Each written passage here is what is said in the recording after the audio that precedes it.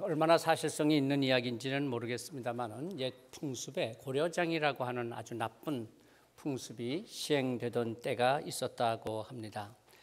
부모님들이 연세가 많아 노쇠해지면 깊은 산속에 갔다가 버리는 악습이지요.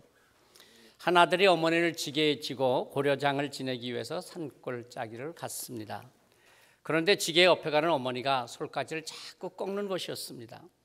아들이 퉁명스럽게 어머니에게 핀잔을 줍니다. 엄마, 왜 자꾸 솔가지는 꺾는 것이오? 어머니는 아무 말씀도 하지 않으시고 솔가지만을 계속 꺾으셨습니다. 마침내 깊은 산중 길도 찾기 힘든 깊은 골짜기에 이르러 아들은 어머니를 내려놓고는 인사도 하지 않고 돌아서 떠나려고 하는데 어머니가 아들을 불렀습니다. 아들아, 잠깐만. 아들은 몸을 돌리며 또 퉁명스럽게 대답했습니다. 왜 그래요? 이제까지 말씀 한마디 없으시던 어머니가 입을 여셨습니다. 내가 온 길이 너무 힘들고 험하고 찾기 힘든 것 같더구나. 돌아가는 길을 잃어버리지 않도록 내가 솔가지를 꺾어서 표시를 해놓았으니 꺾어진 솔가지를 보고 따라가면 집에 무사히 도착할 수 있을 게다. 부디 어른 것들 잘 돌보고 잘 살거라. 자식을 생각하는 부모의 마음은 옛날이나 오늘이나 어떤 부모에게나 모두 한결같은 마음일 것입니다. 내가 아무리 어려움을 겪는다 할지라도 자식들에게는 어려움이 없기를 바라는 마음, 자식들만 편하다고 한다면야 어떤 어려움이라도 나는 괜찮다고 하는 마음, 아니 자식이 당하는 어려움을 대신할 수만 있다면야 어떤 어려움도 대신하겠다는 것이 부모의 마음입니다. 그러나 자녀들은 부모를 생각하는 마음이 좀 다른 것 같습니다. 어버이날이 되면 부모의 가슴에 이렇게 카네이션 꽃을 달아드리고 감사의 마음을 표하지만은 꽃 한 송이에 자녀들을 위한 부모님들의 그 헌신과 희생에 감사하는 마음을 다 담을 수 있겠습니까? 턱없이 부족하죠. 자식을 향한 부모의 사랑을 일컬어서 무한 사랑, 무한 책임이라고 하지 않습니까? 자녀된 모든 사람들이 어버이날 이 하루가 아니라 정말 평생 가슴속에 카네이션을 품고 산다고 해도 부모님의 사랑을 다 감사하지 못할 것입니다. 날마다 어버이날로 지낸다고 할지라도 어버이의 사랑을 다 감사하기에는 부족할 것입니다. 내 부모를 공경하라. 그리하면 내 하나님 여호와가 내게 준 땅에서 내 생명이 길리라. 하나님께서는 이스라엘 백성들에게 주셨던 첫 번째 율법, 십계명 돌판 다섯 번째 계명으로 내 부모를 공경하라라고 새겨 주셨습니다. 오늘 바로 우리가 교독한 어버이주일 교독문에는 어버이를 공경하고 사랑하며 기쁘시게 해드리라고 하는 여러 말씀들이 있습니다. 바울 사도는 부모 공경이 하나님의 축복의 약속이 있는 첫 계명이라고까지 말씀하셨습니다. 사실 생각해 보면 부모 공경이라고 하는 것은 부모를 위해서 하는 것이 아니라 바로 자식들을 위한 것이 아닐까 생각됩니다. 하나님께서 부모를 공경한 만큼 그 자식들에게 축복해 주신다고 약속하셨기 때문입니다. 아니 우리 주변에서도 보면 종종 부모에게 효도를 한 만큼 그 자녀들이 또한 그 자녀들에게 효도를 받는 것을 보게 되지 않습니까? 이 땅을 살아가는 모든 사람들에게는 어버이가 있습니다. 어버이 없이 이 세상을 살 수 있는 사람은 없었습니다. 아직 젊어서 혹은 아이를 낳지 못해서 또는 자녀를 두고 싶지 않아서 자녀 없이 살아가는 사람은 있을 수 있지만 젊은이든 노년이든 어버이가 없이 이 세상에 태어난 사람 없고 어버이의 보살핌 없이 스스로 혼자서 자라온 사람 없습니다. 그러기에 부모의 마음을 모르는 자식은 있어도 자기 자식의 마음을 모르는 부모는 전혀 없습니다. 훔쳐본 아버지의 마음이라고 하는 글이 있더라고요. 제가 한번 읽어보겠습니다. 아버지의 마음은 먹칠을 한 유리 같아요. 잘 깨지기도 하지만 속은 잘 보이지 않으니까요. 아버지는 울 장소가 없기에 슬픈 사람이라 여겨집니다. 일상에서는 마음을 쉽게 내보일 수 없기 때문이지요. 아버지의 웃음은 어머니의 웃음보다 2배나 농도가 짙고 그 울음은 아마 10배나 될 것입니다. 아버지는 가정에선 어른인 척 해야 하지만 친한 친구나 마음이 통하는 사람을 만나면 소년이 되지요. 어머니의 마음은 봄과 여름을 왔다 갔다 한다면 아버지의 마음은 가을과 겨울을 오고 가죠. 아버지는 뒷동산의 바위 같은 이름이며 시골 마을 입구 느티나무 같은 크나큰 이름입니다. 성경에 보면 아버지의 마음을 보여주는 이야기들이 참 많이 있습니다. 특별히 다윗이 아들 압살롬에 대해서 가졌던 마음은 정말 아들에 대한 애절한 마음이기까지 합니다. 다윗의 맏아들 암논이죠. 그가 이복 동생 다말을 욕보이고 쫓아냅니다. 그런데 다윗이 이 소식을 듣고도 암논에게 아무 책망도 하지 않았던가 봅니다. 다말에게는 친오빠 다윗의 셋째 아들인 압살롬이 있었는데 압살롬이 그 소식을 듣고 여동생을 자기 집에 머물게 하면서 암논을 향한 복수심을 키웁니다. 기회를 기다리던 압살롬은 2년 후에 암논을 죽입니다. 그리고 왕궁에서 도망쳐 나갑니다. 아버지 다윗은 비록 형을 죽인 압살롬이지만 그가 왕궁을 떠나가서 사는 것이 너무 마음 아팠습니다.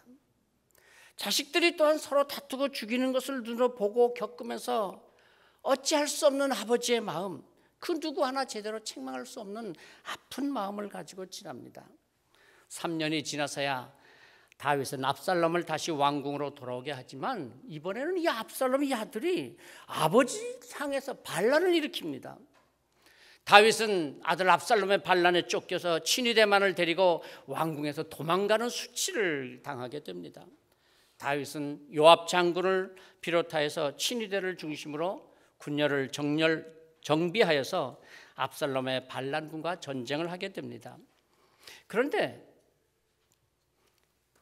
압살롬과 전쟁을 하러 나가는 요압 장군에게 부탁하는 다윗의 말을 들어보십시오. 이제 마지막 전투가 되는 이 전쟁인데 이렇게 당부합니다. 나를 위하여 젊은 압살롬을 너그러이 대우하라. 사무엘하 18.5절 말씀이죠. 이 말은 다시 말하면 압살롬은 아직 어린애다. 그게 뭘 알겠냐. 어린 것 그것도 모르니 아무것도 모르니 나를 생각해서라도 살려줘라. 그런 말입니다. 그런데 반란을 일으킨 압살롬을 살려줄 수 있었겠습니까? 요압의 군대가 압살롬을 죽였다는 소식이 전해지게 되고 다윗은 그 소식을 들으며 슬퍼하며 이렇게 울부짖습니다. 내 아들 압살롬아, 내 아들아, 내 아들아, 압살롬아, 차라리 내가 너를 대신하여 죽었더라면 압살롬 내 아들아, 내 아들아. 사무엘하 18장 33절의 말씀을 그대로 읽어보았습니다. 비록 아버지를 향하여 반란을 일으키기까지 했던 압살롬이었지만은 그 아들을 사랑하는 아버지 다윗의 마음은 너무나 아팠던 것이죠. 그래서 이렇게 울부짖었던 것입니다.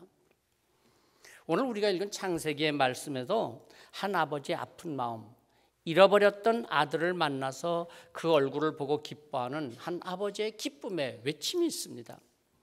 30절 말씀이죠. 이스라엘이 요셉에게 이르되 지금까지 살아있고 내가 내 얼굴을 보았으니 지금 죽어도 조카도다. 지금 죽어도 조카도다. 죽은 줄로만 알았던 아들 요셉을 만난 아버지 야곱의 마음입니다. 13년 동안이나 죽은 줄 알았던 아들 요셉이 살아있다는 소식을 듣게 되고 애굽에서 총리가 된 요셉이 아버지를 애굽으로 초청하게 되죠. 그리고 그가 바로왕 앞에 섰을 때 바로왕이 묻습니다. 네 나이가 얼마냐? 그럴 때 야곱은 그렇게 대답합니다. 내 나그네 길의 세월이 130년이니이다. 내 나이가 얼마 못되어 우리 조상의 나그네 길의 연조에 미치지 못하나 험악한 세월을 보내온 나이다. 창세기 47장 9절 말씀이죠. 130년을 살아온 야곱의 삶, 험악한 삶이었다고 하는 고백입니다. 아니 왜 야곱은 자신의 삶을 그렇게 험악한 삶이었다고 말할 수밖에 없었던 것일까요? 파란만장한 인생을 살았던 야곱, 그야말로 너무나 갈등 구조가 심했던 집안이었죠. 배다른 자녀들의 시기와 다툼 속에서 또 그가 얻었던 네 아내의 그 질투 속에서 도대체 어떤 자세로 어떤 태도로 살아가야 할지 고민과 갈등이 한평생 그를 따라다녔던 것입니다.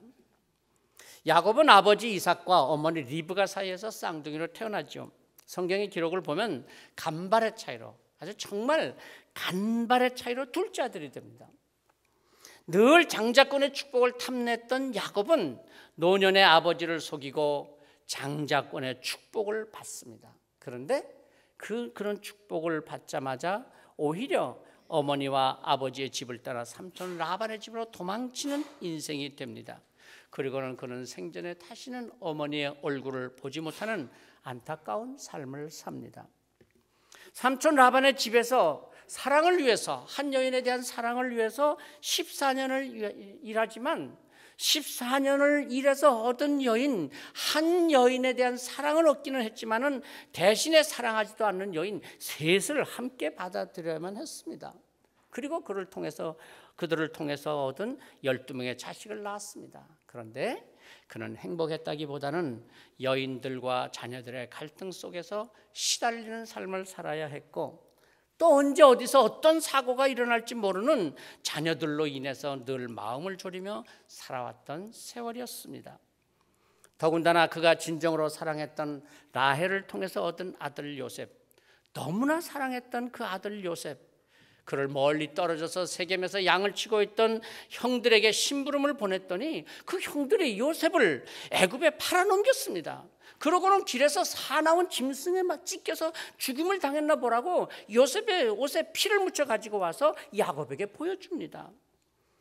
야곱은 그로부터 13년을 요셉이 심부름 가던 길에 사나운 짐승에 찢겨서 죽은 줄만 알고 지냈습니다. 그러니 그 마음이 오죽했겠습니까?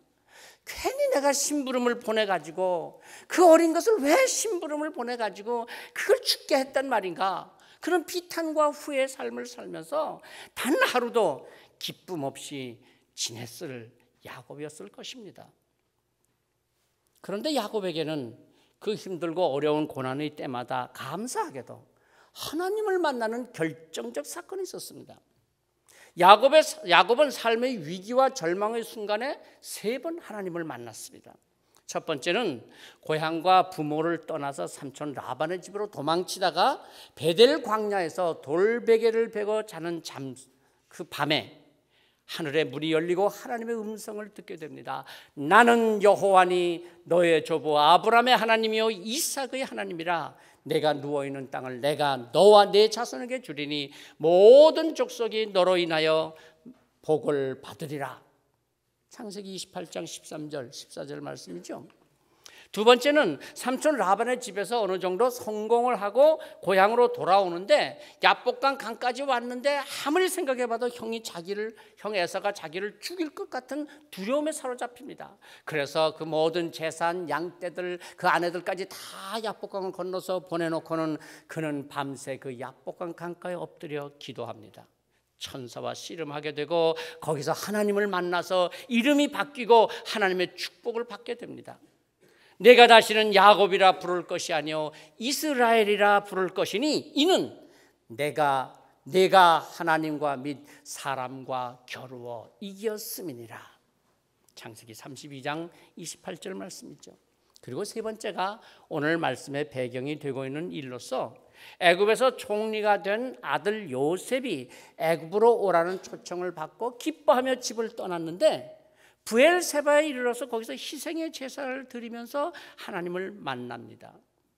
그는 거기서 애굽으로 가기를 두려워하지 말라는 하나님의 음성과 축복을 받습니다. 창세기 46장 3절이죠.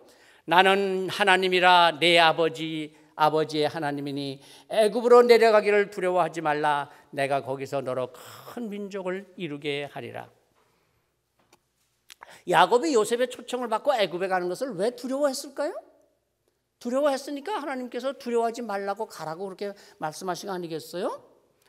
아마 모르긴 해도 야곱은 아버지 이삭으로부터 할아버지 아브라함의 이야기, 애굽에 내려갔다가 겪었던 어려움에 대해서 들었을 것입니다. 아내를 애굽 왕에게 뺏길 뻔했던 그 위기의 순간들에 대한 이야기 말입니다. 그래서 아마 요셉의 부름을 받기는 했지만은 그러나 망설이며 또 정말 가야 하나, 그리고 망설이고 두려워하고 있었던 것이겠죠. 브엘세바에서 야곱은 하나님께 희생의 제사를 드렸던 것입니다. 야곱은 파란만장한 삶을 살면서도 그 인생 가운데 어려움이 닥치고 힘들고 답답할 때, 내 힘으로 어떻게 해결할 수 없는 문제를 만났을 때 야곱은 하나님을 찾았고 하나님을 만나게 되었던 것입니다. 그리고 오늘 우리가 읽은 말씀에서 이제는 다시 만날 수 없고 이제는 볼 수 없는 아들을 잃어버렸다고 생각했던 그 아들인데, 죽었다고 여겼던 그 아들인데, 그래서 그 마음 한가운데 큰 상처를 가지고 살아왔었는데 그 아들 요셉을 만나서 그 아들을 끌어안고 아버지로서의 격한 마음을 토로하는 것입니다. 내가 지금까지 살아있고 내가 내 얼굴을 보았으니 지금 죽어도 조카도다. 지금 죽어도 여한이 없다. 뭐 그런 말 아닙니까? 사실 부모의 마음이란 자식들을 보면서 그들의 삶에서 만족을 느낄 때 뭘 더 바랍니까? 됐다. 네가 행복하게 산다니 나는 됐다. 그 이상 바랄 것이 없는 것이 부모의 마음입니다. 자녀들이 행복하게 사는 것, 그 이상 무엇을 더 바라겠습니까? 그것이 최고의 부모로서의 행복 아닙니까? 부모에게 있어서 자식은 언제나 자식입니다. 아무리 장성해도 부모의 눈에는 그 자식은 뭔가 해주어야 할 자식입니다. 그래서 부모의 눈에 그 자녀가 늘 보이기를 원합니다. 어려서는 말할 것도 없지만요, 장성한 자식일지라도 그 눈에 늘 보여야만 편안합니다. 그래서 부모들은 아마 자녀들이 자주 찾아주기를 기다리는 것이죠. 뭐 그렇다고 해서 늘 부모 곁을 떠나지 말아야 된다, 그런 말은 아닙니다. 부모들이 자녀에게 바라는 것이 무엇일까요? 아주 단순하게, 아주 평범하게 생각해서 자녀들이 늘 자녀로서 부모 앞에 있어 주기를 바라지 않겠습니까? 더군다나 이제는요, 시대가 옛날처럼 뭐 아파서 누군 부모에게 뭐 손가락 잘라서 피 흘려주고 뭐 엄동설안에 가서 뭐 저 얼음 깨가지고 잉어 잡아다 과드리고, 에이 그런 거 기대도 하지 마세요. 지금도 그런 기대하시는 부모님 계세요? 벌써 다 내려놨잖아. 이제는 우리 부모 세대들이 자녀들에게 바랄 건 다른 거 없는 것 같아. 야, 진짜 너희들 잘 사는 거 내가 늘 보는 거, 그게 행복이다. 그렇지 않으세요? 그 이상 바라도 안 되지만 그 이상 바랄 것도 없어요.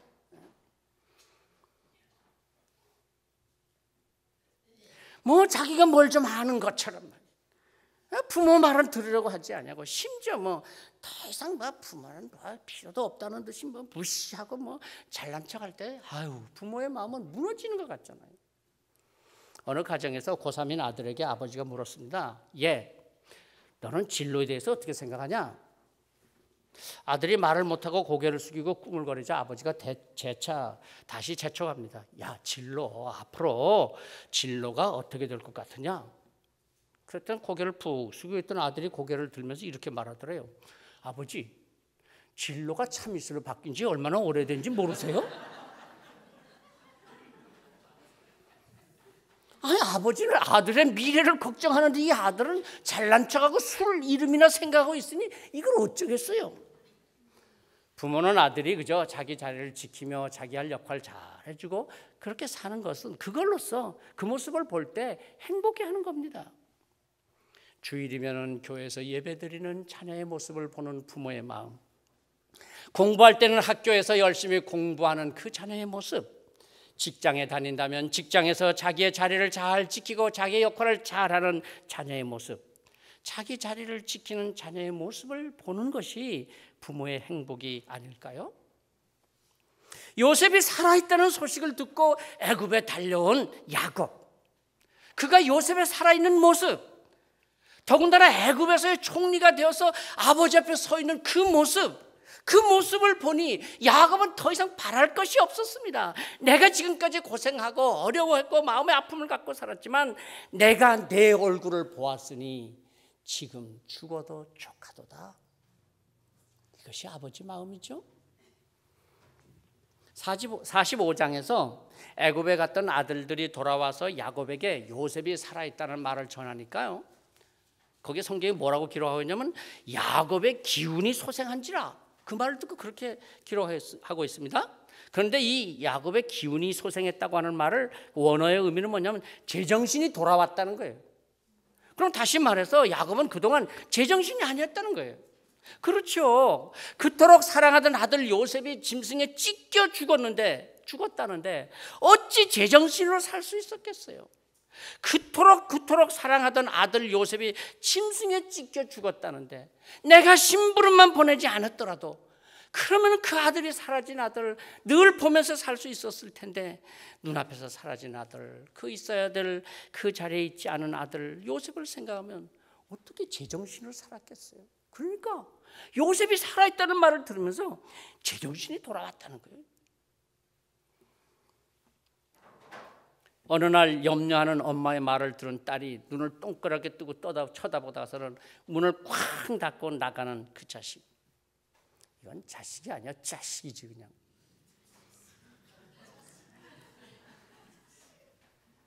물론 자식으로서 다 자기 생각이 있고 자기 감정이 있겠지만은 꽉 닫고 나가는 그 문을 바라보는 부모의 마음이 어찌 제정신일 수 있겠습니까?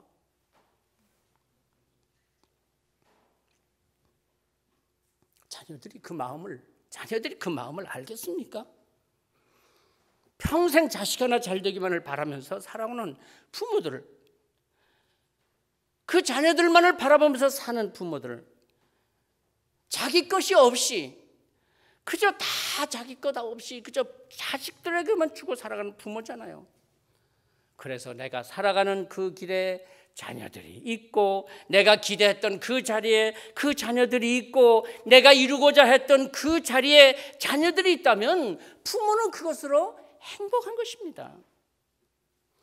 그런데 자녀들은요, 그렇지 않은 것 같아요. 자녀들이 자랄수록 부모는 자녀들에 대한 기다림이 있습니다. 그들의 미래에 대한 기대감이 있습니다. 자녀의 미래를 생각하면 부모의 마음은 설렘이 있습니다. 그런데 자녀들은 자라갈수록 부모를 떠나는 연습을 합니다. 조금만 자라면 엄마 필요 없다, 부모 없어도 된다, 나 이제 혼자 나가 살고 싶다. 부모의 손길을 뿌리치는 훈련을 하는 것이 자녀들인 것 같아요. 자, 결론을 맺습니다. 하나님 아버지는 그 자녀된 우리를 오늘도 기다리십니다. 하나님이 기대하는 그 자리에 오늘도 우리가 있을 때 하나님 아버지도 기뻐하십니다. 자녀들은 부모님께 좋은 기다림의 대상이 되었으면 좋겠고요. 또한 그 부모의 기다림이, 그 설레임이 자녀들을 만나서 볼 수 있을 때 행복이 되듯이 하나님께서 우리를 기다리시고 우리를 만나고자 하실 때 우리가 있어야 할 그 자리에 있게 된 것을 보셨을 때 하나님 아버지께서도 기뻐하시는 것입니다. 오늘도 우리를 보시며 내가 더 여한이 없다 기뻐하시는 부모님이 되시도록 부모님의 마음을 헤아릴 줄 아는 자녀들, 또한 하나님께서 우리를 보시며 내가 네게 뭘 더 바라겠느냐, 그만하면 족하다 기뻐하시는 하나님이 되시도록 늘 우리의 자리, 내가 있어야 할 자리, 내가 해야 할 일들을 잘 감당해 나가는 하나님의 복된 자녀들이 되시기를 성부와 성자와 성령의 이름으로 축복합니다. 기도하십시다. 하나님, 늘 하나님께서 기대를 가지시고 저희들을 기다리시며 바라보시며 우리가 있어야 할 자리를 쳐다보시는 하나님의 눈길을 의식하고 그 눈길을 따라서 오늘도 저희가 있어야 할 그 자리에서 해야 될 일들을 감당하며 하나님 아버지를 기쁘시게 해드리는 삶이 되게 하여 주시옵소서. 우리에게 주신 육신의 부모님들, 정말 저들이 기대하고 바라고 오늘까지 살아오신 그들의 그 눈길 앞에서 저희들의 모습을 감추지 않게 하시고 사라지지 않게 하시고 늘 우리의 모습을 보여드리며 기쁨을 드릴 수 있는 우리의 삶이 되도록 은혜를 베풀어 주시옵소서. 예수 그리스도 이름으로 기도하옵나이다. 아멘.